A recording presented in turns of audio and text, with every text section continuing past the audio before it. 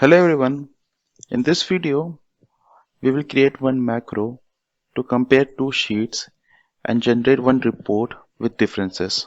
So if I run the macro, go to developer tab and run compare sheet macro,